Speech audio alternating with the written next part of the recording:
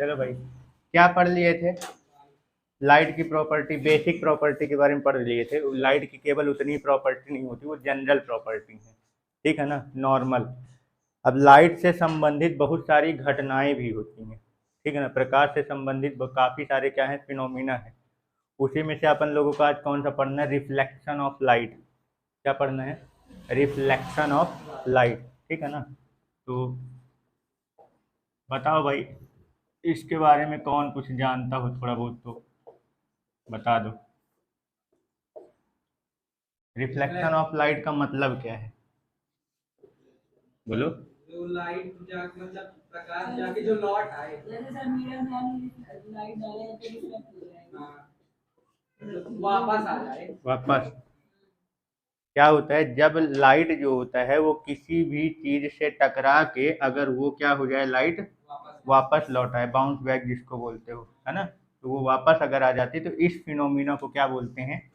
Reflection of light. मतलब कि किसी सरफेस यानी कि सतह से, किसी सरफेस यानी सतह से टकरा कर वापस आना,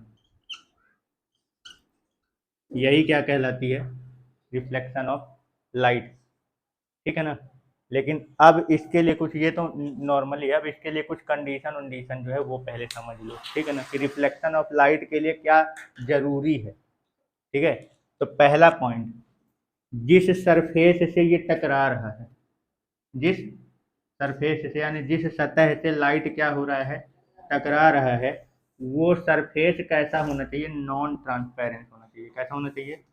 नॉन ट्रांसपेरेंट। अब जरा ये बताओ कि नॉन ट्रांसपेरेंट का मतलब क्या है? अपारदर्शी।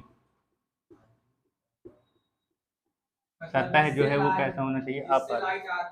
हाँ, ट्रांसपेरेंस और नॉन ट्रांसपेरेंस मीडियम जो होता है उसका मतलब क्या होता है? ट्रांसपेरेंस का मतलब ये होता है कि आर पार, लाइट का आर पार हो जाना। जिस सरफेस से लाइट आर पार हो जाएगी उस सरफेस को या उस मीडियम को आप क्या बोलोगे? ट्रांसपेरेंट, यानी कि पारदर्शी सतह बोलते हैं। और जो ट्रांसपेरेंट मीडियम होता है उसके आर पार की चीजें आप क्या कर सकते हो? देख सकते हो। लेकिन जो नॉन ट्रांसपेरेंट होता है, मतलब जिससे लाइट आर पार नहीं होती है, जिससे लाइट यानी प्रकाश जो है वो आर पार ना हो पाए या नहीं होती है, तो उस सतह को क्या बोलते हैं? Non transparent. और ऐसे सतह के आर पार आप देख भी नहीं पाओगे।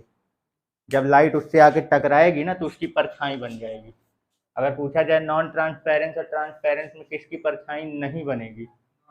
नॉन ट्रांसपेरेंट, जिससे लाइट आर पार चली जाएगी तो वो परछाई नहीं बना पाएगा, शैडो, है ना। लेकिन जिससे आर पार नहीं हो पाएगी तो उसके पीछे क्या बन जाएगी? उसकी परछाई बन जाएगी, शैडो। क्लियर हो गया? तो पहला कंडीशन क्या है रिफ्लेक्शन ऑफ लाइट के लिए, यानी बाउंस बैक होने के लिए, कि जो सरफेस है वो कैसा होना चाहिए? Non transparent. क्लियर हो गया? ठीक है, कोई दिक्कत? और दूसरा पॉइंट क्या है? वो हाईली पॉलिश्ड सरफेस होना चाहिए। क्या होना चाहिए? हाईली पॉलिश्ड सरफेस होना चाहिए। मतलब उच्च कोटि का पेंट किया हुआ सतह, पॉलिश्ड होना चाहिए सरफेस। समझ गए? जैसे मान लो रिफ्लेक्शन ऑफ लाइट, अगर अच्छे से देखना हो रिफ्लेक्शन ऑफ लाइट की फिनोमिना, तो तुम जैसे ये मान लो इस पे जब लाइट पड़ेगी टेबल ओवल पे या दीवार उवाल पे, तो इसका रिफ्लेक्शन ऑफ लाइट आप परफेक्टली नहीं देख पाओगे, ठीक है ना। लेकिन जो अच्छा खासा पेंट किया हुआ हो, जो चमकदार हो, शाइनिंग सरफेस हो, तो उसमें से रिफ्लेक्शन ऑफ लाइट आप प्रॉपर तरीके से क्या कर सकते हो? देख सकते हो। ये दो मेजर कंडीशन है, ठीक है ना, रिफ्लेक्शन ऑफ लाइट की फिनोमिना को होने के लिए। यानी प्रकाश की परावर्तन की घटना जो है वो होने के लिए क्या चीज, दो कंडीशन जरूरी है। पहला, नॉन ट्रांसपेरेंट सरफेस होना चाहिए, अपारदर्शी सतह होना चाहिए, यानी लाइट आर पार नहीं जानी चाहिए। और दूसरा, हाईली पॉलिश्ड सरफेस होना चाहिए, यानी कि शाइनिंग रहना चाहिए। क्लियर हो गया? कोई डाउट? बाकी रिफ्लेक्शन ऑफ लाइट तो समझ गए किसको बोलते हैं। जब कोई लाइट किसी एक मीट, अब अच्छे से प्रॉपर वाला डेफिनेशन बोल रहा हूँ। जैसे ये मान लो, ये हमारा जो ये वाला बोर्ड, जैसे मान लो ये जो सरफेस है ये कैसा है? नॉन ट्रांसपेरेंट और हाईली पॉलिश्ड वाला सरफेस है। तो जब कोई लाइट किसी एक मीडियम से ट्रेवल करके, क्या बोला, जब कोई लाइट किसी एक मीडियम, जैसे एयर है, हमारे सामने क्या है, एयर, तो एयर से लाइट आ रही है, जब कोई लाइट किसी एक मीडियम से ट्रेवल करके किसी हाईली पॉलिश्ड सरफेस या highly polished non transparent surface से क्या हो रही है, टकरा के, और वापस इसी मीडियम में क्या हो जाती है, सेम मीडियम में वापस आ जाती है, बाउंस बैक हो जाती है, इस फिनोमिना को क्या बोलते हैं, रिफ्लेक्शन ऑफ लाइट। क्लियर हो गया, कोई डाउट? पक्का? ठीक है, तो चलो पहले इसको कंप्लीट करो। चलो, रिफ्लेक्शन ऑफ लाइट क्लियर। अब उसका डायग्राम समझते हैं, ठीक है ना। तो सबसे पहले क्या करना है, एक क्या करो, ऐसे सरफेस बनाओ, और ये इधर साइड ऐसे इस तरीके से ड्रॉ करो। इसका मतलब ये है कि आप इसके एक साइड पॉलिश किए हुए हो। कोई एक सरफेस ले लो, जैसे ट्रांसपेरेंट सरफेस ले लो, और उसके एक साइड क्या कर दो, हाईली पॉलिश्ड कर दो। जैसे मिरर होता है ना, मिरर, शीशा जो घर में देखते हो, तो वो नॉन ट्रांसपेरेंट होता है, उसके एक साइड क्या किया जाता है, कोटिंग की जाती है, सिल्वर की क्या कर दी जाती है, पीछे साइड पेंट कर दिया जाता है, ताकि लाइट आर पार ना हो सके। समझना क्या बोल रहा हूँ। जो हमारे जो मिरर आता है, तो वो नॉन ट्रांसपेरेंट मतलब होता है, तो पहले वो ट्रांसपेरेंट रहता है, ग्लास होता है, वो एक कांच, उसके पीछे क्या कर दिया जाता है, पेंट कर दिया जाता है पहले। तो वो जो पेंट होती है वो क्या होती है, क्यों किया जाता है, ताकि लाइट जो है वो आर पार न जा सके, है ना। क्लियर। और सामने जो होती है, जो सामने वाला होता है, उधर सिल्वर कोटिंग की जाती है, सिल्वर या एल्यूमिनियम की परत चढ़ाई जाती है। वो क्यों चढ़ाई जाती है, क्योंकि ये ऐसे मेटल हैं जिनके अंदर लाइट को रिफ्लेक्ट करने की बहुत ही ज़बरदस्त प्रॉपर्टी होती है इनके पास। तो उसी ग्लास में क्या कर दिया जाता है, सामने सिल्वर या एल्यूमिनियम की क्या कर दी जाती है, कोटिंग कर दी, ताकि अच्छे तरीके से लाइट क्या हो सके, रिफ्लेक्ट हो सके। आर पार तो नहीं जाएगी पर रिफ्लेक्ट भी, क्योंकि अगर मान लो कुछ ऐसे भी होते हैं पदार्थ की लाइट अगर उसमें पड़ती है तो लाइट को क्या कर लेता है, वो एब्जॉर्ब कर लेता है, एनर्जी क्या कर लेता है, वो एब्जॉर्ब कर लेता है सरफेस। तो अगर एब्जॉर्ब कर लेगा तब भी वो रिफ्लेक्ट नहीं कर पाएगा। समझ में आ रहा है। तो एनर्जी एब्जॉर्ब ना हो पूरी तरीके से, वो क्या कर दे, उसको रिफ्लेक्ट कर दे, तो उसके लिए काहे का, कौन सा मेटल की कोटिंग करते हैं, सिल्वर या एल्यूमिनियम की। ठीक है ना, क्लियर। तो ये जो हम सरफेस बना रहे हैं, तो इधर साइड ये क्या है, ये क्या लिखा है, हाईली पॉलिश्ड है, ठीक है ना, पॉलिश्ड कर दिया गया, हाईली पॉलिश्ड सरफेस है ये, ठीक है। अब इधर साइड जो है, तो ये सिल्वर या एल्यूमिनियम की कोटिंग समझ लो। अब क्या होगा, लाइट क्या होगी, इसमें से एक मीडियम इधर, मान लो इधर साइड है, तो इधर एयर है, इस मीडियम से ये लाइट क्या हो रही है, मान लो आ रही है, ठीक है, क्लियर। तो जो आने वाली लाइट होती है, इसको इंसिडेंट रे बोलते हैं। क्या बोलते हैं, इंसिडेंट रे, आपतित किरण, ठीक है ना। अब ये लाइट क्या हुई, यहाँ से इंसिडेंट हुई, आपतित हुई, इस सतह पे आके क्या हो रही है, टकरा रही है। जिस सतह पर, सतह के जिस पॉइंट पर, सरफेस के जिस बिंदु पर ये आ रही है, लाइट पड़ रही है, उसको इंसिडेंट पॉइंट बोलते हैं। क्या बोलते हैं, नाम अच्छे से सुनते जाना, अभी पूरा लिखूंगा। आने वाली लाइट को क्या बोलते हैं, इंसिडेंट रे या लाइट। जिस सरफेस के जिस पॉइंट पर ये आ रही है, पड़ रही है, उसको क्या बोलते हैं, इंसिडेंट पॉइंट बोलते हैं। अब यहीं से ये क्या हो जाएगी, बाउंस बैक हो जाएगी, मतलब कि उसी मीडियम में वापस लौट जाएगी। ये जो वापस लौट रही है, रिटर्न होने वाली जो लाइट है, इसको क्या बोलते हैं, रिफ्लेक्टेड रे, परावर्तित किरण।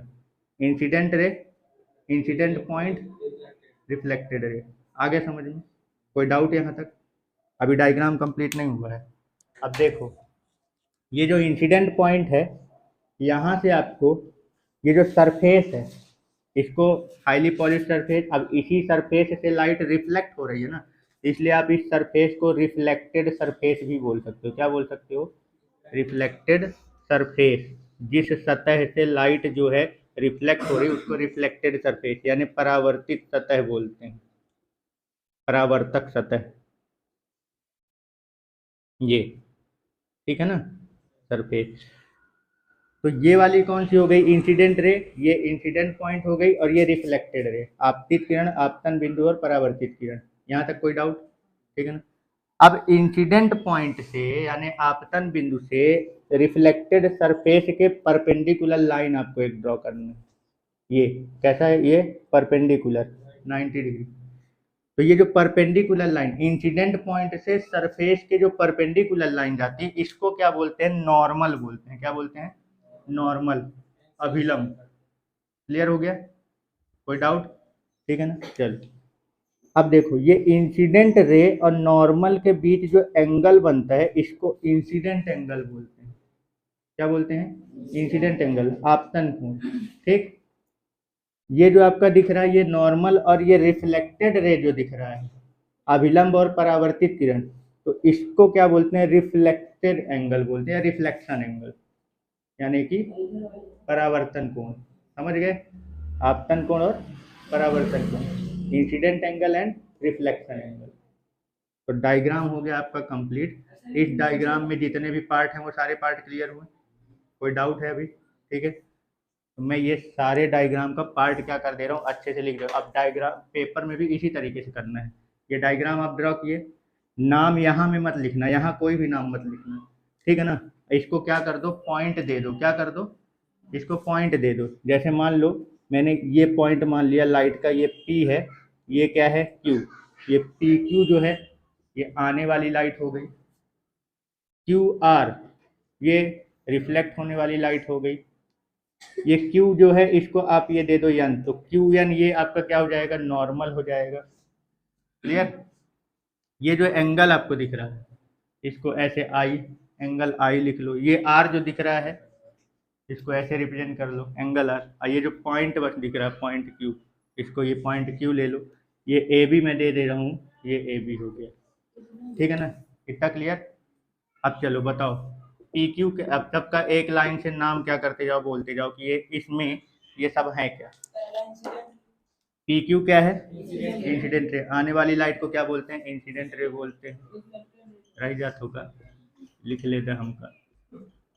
ये हो गया आपतित किरण। चलो QR क्या है? रिफ्लेक्टेड रे, मतलब कि वापस जो लौट गई है टकरा के, रिफ्लेक्टेड रे यानी कि परावर्तित किरण। ठीक है। QN क्या है? नॉर्मल, नॉर्मल, हाँ नॉर्मल रे बोल दो या नॉर्मल बोल दो। इसको क्या बोलते हैं हिंदी में? अभिलंब। हाँ, ये क्या है? आई, इंसिडेंट एंगल। इंसिडेंट एंगल यानी कि आपतन कोण। आर क्या है? Reflected angle. रिफ्लेक्टेड एंगल यानी कि परावर्तन कोण। पॉइंट क्यू क्या है? पॉइंट ऑफ इंसिडेंट या इंसिडेंट पॉइंट। इंसिडेंट पॉइंट यानी कि आपतन बिंदु। चलो, और ए बी क्या है? लिखा है रिफ्लेक्टेड सरफेस। ठीक है ना? ए बी क्या है? ये आपका रिफ्लेक्टेड सरफेस है जिससे क्या हो रहा है? लाइट जो होती है वो रिफ्लेक्ट हो रही है। रिफ्लेक्टेड सरफेस यानी परावर्तन करता है। तो समझ गए कि डायग्राम कैसे बनाना है? ये सारे नाम यहीं पे मत लिख देना, नहीं तो सब मिक्स हो जाएगा, समझ में नहीं आएगा। हाँ, ये पॉइंट दे देना, इनका मतलब पॉइंट कर देना, पॉइंट के हिसाब से इसका क्या कर देना, फिर अलग से नाम लिखना। क्लियर हो गया? ठीक है, चलो कंप्लीट करो। वहाँ आता है पहला बता जाए। चलो, रिफ्लेक्शन ऑफ लाइट का रूल क्या है, नियम क्या है? तो पहला नियम ये है कि जो इंसिडेंट एंगल और रिफ्लेक्शन एंगल होता है, जो आपतन कोण और परावर्तन कोण होते हैं, ये दोनों बराबर होते हैं। क्या होते हैं? हाँ, दोनों इक्वल होंगे। हाँ, ठीक है ना? तो फर्स्ट रूल क्या है अपना? इंसिडेंट एंगल और रिफ्लेक्टेड एंगल आर इक्वल। ठीक है ना? क्लियर हो गया? सेकंड रूल ये बोलता है, इस डायग्राम में तुमको जितनी भी चीजें दिख रही हैं ये सारी चीजें एक प्लेन में है कि नहीं है? बोर्ड में, बोर्ड क्या है? एक प्लेन है, समतल है। तो ये जो इंसिडेंट रे है, ये जो नॉर्मल है, और जो ये रिफ्लेक्टेड रे आपको दिख रहा है, मतलब आपतित किरण, अभिलंब और परावर्तित किरण, ये सभी एक समतल में आती हैं। ये सब के सब क्या होते हैं? एक ही समतल, यानी कि एक ही प्लेन में आएंगे। हाँ, ये नहीं कि ऐसा कभी ना बनेगा कि ये वाली, जैसे मान लो ये इंसिडेंट वाली है, ये नॉर्मल है, ठीक है ना? अब ऐसा कभी नहीं होगा कि रिफ्लेक्टेड वाली इधर आ जाए, क्योंकि ये तीनों एक ही प्लेन में नहीं आ पाएंगे अगर ऐसा होगा तो। ये तीनों के तीनों एक ही प्लेन में होंगी, मतलब इस तरीके से। समझ में आ रहा है कुछ? जब भी ये तीनों लाइन जो होंगी वो तीनों के तीनों लाइन क्या होंगी, एक ही प्लेन में आएंगी, मतलब ये तीनों एक प्लेन से अलग नहीं होंगी कहीं से भी अगर हो जाए तो। समझ में आया कुछ? ये दो नियम, पहला क्या, इंसिडेंट एंगल और रिफ्लेक्शन एंगल क्या होते हैं, इक्वल होते हैं। और दूसरा ये जो आपको रे दिख रही है, ये सारी की सारी रे एक ही प्लेन में होंगी, ठीक है ना। इनमें से कोई भी ऐसा नहीं होगा कि दो ठो वाला एक प्लेन में आ जाए, तीसरा दूसरे साइड चला जाए। क्लियर ना? अच्छा ये बताओ, जैसे एक एग्जांपल के लिए ले रहा हूँ, जैसे ये लाइट है, तीन रे हैं, ये बताओ तीनों एक ही प्लेन में है कि नहीं है? नहीं नहीं भाई, अपन कोई भी प्लेन कॉपी दो थोड़ा सा, ये प्लेन है, ठीक है ना, ये एक प्लेन है। जब अपन इसको एक प्लेन में रखेंगे तो देखो वो सामने वाली लाइट जो है वो प्लेन में नहीं आ पा रही है। इसको अगर एक प्लेन में रखने की कोशिश करेंगे तो ये वाला जो है, ये वाली जो लाइट दिख रही है ब्लू वाली, ये एक प्लेन में नहीं आ पाएगी। किसी को भी एक प्लेन में रखने की कोशिश, ये दोनों प्लेन में आ गए, लेकिन ये वाला जो है, समझ गए? क्लियर हो गया? तो ऐसी घटना कभी नहीं होगी इसमें, तीनों के तीनों क्या रहेंगे, एक ही प्लेन में रहेंगे। मतलब ऐसे आ जाए, मान लो ये, अब तीनों को एक ही प्लेन में रखो, ये देखो दिखे इधर साइड से देखो, हाँ आ गए ना तीनों एक ही प्लेन में। हाँ, तो इस तरीके से रिफ्लेक्शन ऑफ लाइट में घटना होगी। क्लियर हो गया? ठीक है ना, दोनों नियम समझ में आ गए? ठीक, लिख लो। चलो देखो, रिफ्लेक्शन समझ गए, ठीक है ना। रिफ्लेक्शन भी कितने प्रकार के होते हैं, दो प्रकार के होते हैं, टाइप्स ऑफ रिफ्लेक्शन। एक होता है रेगुलर रिफ्लेक्शन और एक होता है इरेगुलर रिफ्लेक्शन, ये भी ध्यान रखिए रहना। कौन सा? रेगुलर रिफ्लेक्शन, और एक कौन सा होता है, इरेगुलर रिफ्लेक्शन। तो अब जरा नाम से बताओ थोड़ा सा कि ये किस टाइप का रिफ्लेक्शन है, क्या समझ में आ रहा है? रेगुलर रिफ्लेक्शन मतलब, हाँ कभी कभी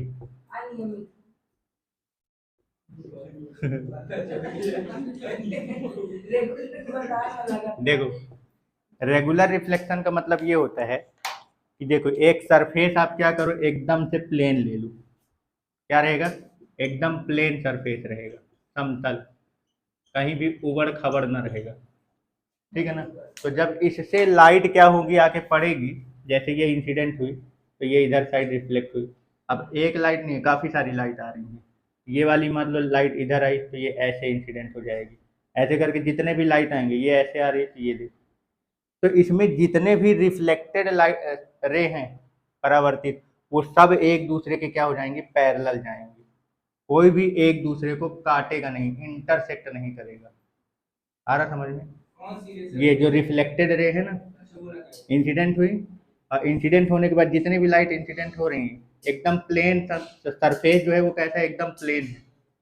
तो जब इसमें लाइट इंसिडेंट होंगी तो रिफ्लेक्ट होने के बाद सारी की सारी लाइट कैसी हो जाएंगी, पैरेलल हो जाएंगी एक दूसरे को, कहीं भी एक दूसरे को इंटरसेक्ट नहीं करेंगी। ठीक है, क्लियर हो गया? ये समतल मतलब समांतर हो जाएंगे। जो इरेगुलर वाला होता है, तो जब हमारा सरफेस जो है जिस पे लाइट इंसिडेंट हो रही है, वो अगर मान लो कैसा हो जाता है, उबड़ खबड़ टाइप का, मतलब ऊपर नीचे ऐसे इस टाइप का अगर सरफेस आ जाता है, तो अब जब इसमें से लाइट पड़ेगी, तो जैसे मान लो ये वाली लाइट यहाँ पड़ रही है, ठीक है ना, तो ये वाली लाइट यहाँ पे पड़ के ऐसे रिफ्लेक्ट हो गई। अब मान लो कोई लाइट आ रही है इधर से, मान लो ऐसे आ रही है इस वाले में, अब इस वाले से तो अब देखो एकदम प्लेन तो है नहीं, तो एक ही डायरेक्शन में तो रिफ्लेक्शन होगा नहीं, सब इधर उधर उबड़ खबड़ आगे पीछे इधर साइड हो जाएगी। तो मान लो ये ऐसे चली जाएगी, तब ये देखो ये वाली रिफ्लेक्टेड रे और ये वाली रिफ्लेक्टेड रे एक दूसरे क्या कर दी, काट दी, मतलब इनका रेगुलर एक डायरेक्शन में इनका नहीं रहेगा। ये इधर साइड आया, अब मान लो इधर साइड पड़ने वाली जो लाइट है ये ऐसे चली गई, तब ये कहीं भी जाके एक दूसरे को क्या कर देंगे, समझ गए? तो जो रेगुलर वाली होती हैं तो रिफ्लेक्टेड रे एक दूसरे को कहीं भी इंटरसेक्ट नहीं करती, सारे के सारे कैसे जाते हैं, पैरेलल, समांतर हो जाती हैं। और जो इरेगुलर वाली होती है तो इनका सरफेस जो होता है वो प्लेन नहीं होता, कैसा होता है, रफ होता है, रफ। कैसा होता है, रफ, मतलब समझ गए, खुरदुरा टाइप का, या उबड़ खबड़ ऊपर नीचे ऐसा सरफेस हो जाए, तो वो जो रिफ्लेक्ट होंगी तो लाइट रिफ्लेक्टेड वाली इधर उधर हो जाएंगी सबकी, तो वो एक दूसरे को कहीं ना कहीं जाके इंटरसेक्ट कर ही देंगे, पैरेलल नहीं जाएगा फिर। तो इस टाइप के रिफ्लेक्शन को क्या बोलते हैं? इरेगुलर रिफ्लेक्शन, अनियमित परावर्तन। और इस टाइप के रिफ्लेक्शन को क्या बोलते हैं? रेगुलर यानी नियमित परावर्तन। ठीक है, समझ गए? कोई डाउट? चलो देखो, क्वेश्चन ये है, इंसिडेंट एंगल और रिफ्लेक्शन एंगल यानी आपतन कोण और परावर्तन कोण का सम यानी योग कितना है? 90 डिग्री है। तो इंसिडेंट एंगल और रिफ्लेक्शन एंगल की वैल्यू बताना है कितना होगा, क्वेश्चन है। हाँ, दोनों का मान बताने कितना होगा, दोनों का सम दे रखा है कितना? 90 डिग्री। तो इंसिडेंट और रिफ्लेक्शन एंगल की वैल्यू कितनी होगी? कितना आएगा? 45 ना दोनों का। कि भाई क्या बोला था, रूल क्या था एंगल से रिलेटेड? दोनों इक्वल होते हैं। तो अगर मान लो अपन दोनों इक्वल होते हैं, दोनों को मान लो यक्स मान लेता हूँ, तो अगर दोनों यक्स हैं तो उनका सम कितना है? 90। तो कितना हो जाएगा? 2x is equal to 90। तो x इजिकल टू 90/2 कितना हो जाएगा? 45। मतलब दोनों के दोनों कितने डिग्री के हैं? 45। आगे समझ में क्लियर हो गया? देखो अगला क्वेश्चन ये है, इंसिडेंट रे यानी आपतित किरण, ये आपतित किरण इंसिडेंट रे, और रिफ्लेक्टेड सरफेस, ये रिफ्लेक्टेड सरफेस के बीच का एंगल जो है वो कितना है? 30 डिग्री है। इंसिडेंट रे और रिफ्लेक्टेड सरफेस के बीच का एंगल कितना है? 30 डिग्री। तो बताना है इंसिडेंट रे और रिफ्लेक्टेड रे के बीच का। ये है देखो, इंसिडेंट रे और रिफ्लेक्टेड सरफेस यानी आपतित किरण और जो रिफ्लेक्टेड सरफेस यानी परावर्तक सतह है, ये आपतित किरण है इंसिडेंट रे, और ये रिफ्लेक्टेड सरफेस है। वो 30 डिग्री यहाँ का दे रखा है, ये वाला यहाँ का, ये 30 डिग्री है ना। अब पूछा क्या था मैंने, ये इंसिडेंट रे और रिफ्लेक्टेड रे के बीच का एंगल, मतलब ये बीच का टोटल I प्लस आर। तो ये बताओ, ये तो अपने को पता है ना कि नॉर्मल जो होता है वो सरफेस के परपेंडिकुलर होता है, मतलब यहाँ से लेकर यहाँ तक का एंगल कितना होगा? 90। तो जब 90 में से इतना माइनस कर दूंगा तो वो कहाँ का आएगा? ये वाला बचेगा आई। ये यहाँ से यहाँ नॉर्मल से सरफेस के बीच में कितने डिग्री का एंगल है? 90 में से ये 30 क्या कर दो? माइनस। तो वो कौन सा एंगल आ जाएगा? Incident angle. आया समझ में कुछ? तो ये इंसिडेंट एंगल पहले निकाल लो, तो 90 में से ये 30 माइनस कर दो, कितना आ गया? 60। अब मैंने पूछा क्या है? इंसिडेंट रे और रिफ्लेक्टेड के बीच का एंगल, मतलब I प्लस आर। और दोनों बराबर होते हैं आई आर, है ना। आई और आर दोनों क्या होते हैं? बराबर। आई 60 है तो आर भी 60। और टोटल पूछ रहा हूँ आई प्लस आर, तो 60 + 60 कितना हो जाएगा? 120 डिग्री। क्लियर ना? ठीक है, चलो क्वेश्चन ये है, इंसिडेंट रे और रिफ्लेक्टेड सरफेस के बीच के एंगल, दूसरा ये पहला एंगल है, ठीक है ना। इंसिडेंट रे और रिफ्लेक्टेड कहाँ गया? ये रिफ्लेक्टेड सरफेस, इंसिडेंट रे और रिफ्लेक्टेड सरफेस के बीच के एंगल। दूसरा रिफ्लेक्टेड रे और रिफ्लेक्टेड सरफेस, ये रिफ्लेक्टेड रे है और ये रिफ्लेक्टेड सरफेस के बीच के एंगल का सम जो है वो कितना दे रखा है मैंने?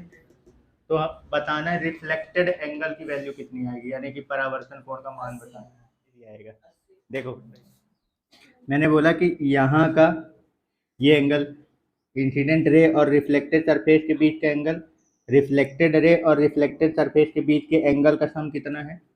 100। पर यहाँ से लेकर वहाँ तक का टोटल कितना है? 180 ना। ये स्ट्रेट लाइन है और ये पूरा 180 होगा। 180 में से इधर वाला पूरा माइनस कर दो तो ये इसके बीच का बचेगा। तो 180 में से 100 माइनस कर दो तो कितना बचेगा? 80। और ये 80 किसका आया है? इन दो लाइन के बीच का। अब ये तो पता है कि इंसिडेंट रे और रिफ्लेक्टेड रे दोनों बराबर होते हैं, तो हाफ कर दो उसका, तो दोनों में बराबर बराबर बट जाएगा। तो 80 को हाफ कर दो, कितना आएगा? 40। इंसिडेंट भी 40 होगा।